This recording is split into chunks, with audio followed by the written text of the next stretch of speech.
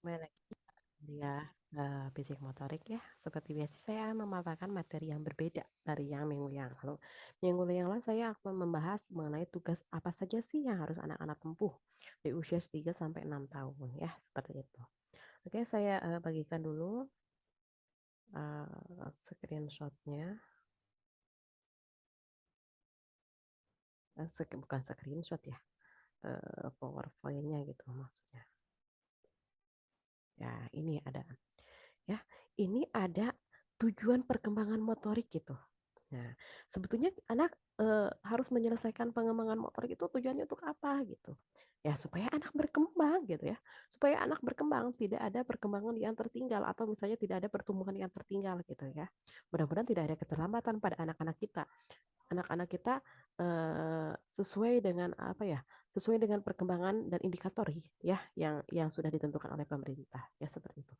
Ini menurut Yuda Saputra dan Rudianto bahwa penguasaan keterampilan yang tergambar dalam kemampuan menyelesaikan tugas motorik tertentu itu adalah tujuan perkembangan motorik ya. Jadi intinya anak harus mampu menyelesaikan tugas motorik tertentu pada usia tertentu ya, intinya seperti itu. Nah, ini ya tujuan yang pertama itu adalah program pengembangan keterampilan motorik kasar. Yang pertama itu adalah anak mampu meningkatkan keterampilan gerak. Ya, gitu kan.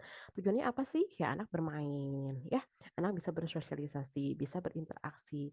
Yang awalnya mungkin anak obesitas ya ketika karena punya hobinya bergerak, ya insya Allah obesitasnya akan berkurang gitu ya. Intinya anak mampu meningkatkan keterampilan gerak sesuai dengan indikator yang tadi.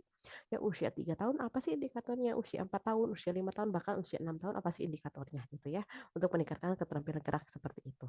Terus yang kedua adalah mampu memelihara, meningkatkan kebugaran jasmani supaya anak sehat gitu ya, supaya anak sehat, supaya anak bugar dengan cara apa gitu kan?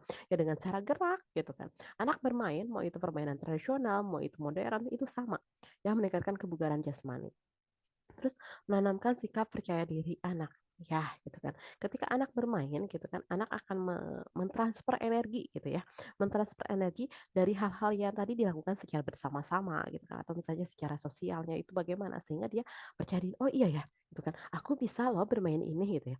Aku bisa loh menyelesaikan tantangan ini gitu ya. Nah, itu ya.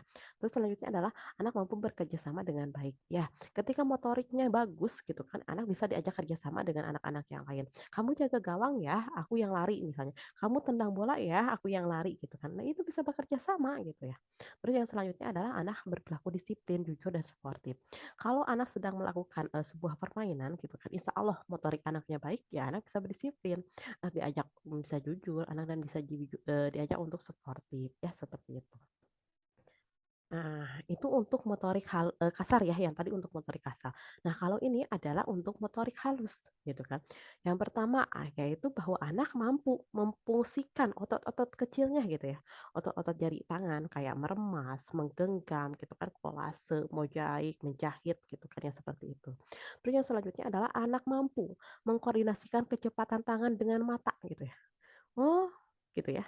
Bagaimana anak misalnya menjahit kan itu ada kecakapan. Bagaimana kalau misalnya matanya meleng ke kiri atau ke kanan ya bisa aja gitu ketusuk sama jarum gitu kan. Atau misalnya ketika menggunting ya bisa aja kegunting kan gitu. Jadi harus bisa mengkoordinasikan antara kecepatan tangan dengan mata. Yang selanjutnya adalah anak mampu mengendalikan emosi. Ya gitu kan. Biasanya kalau misalnya memasukkan jarum, ih gitu ya. Emosi gemes gitu karena nggak masuk-masuk gitu kan. Bagaimana motorik halus ini ternyata bisa loh mengendalikan emosi seseorang gitu untuk lebih sabar gitu ya seperti itu.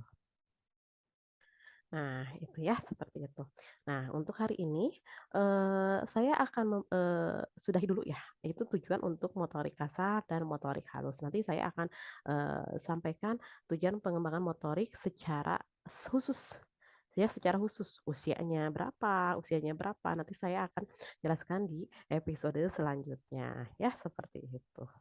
Oke, terima kasih rekan-rekan semuanya sudah menyimak pertemuan hari ini ya. Ini adalah subbab gitu ya, subbab gitu kan. Oke, kita ketemu lagi di materi yang selanjutnya. Terima kasih, selamat siang.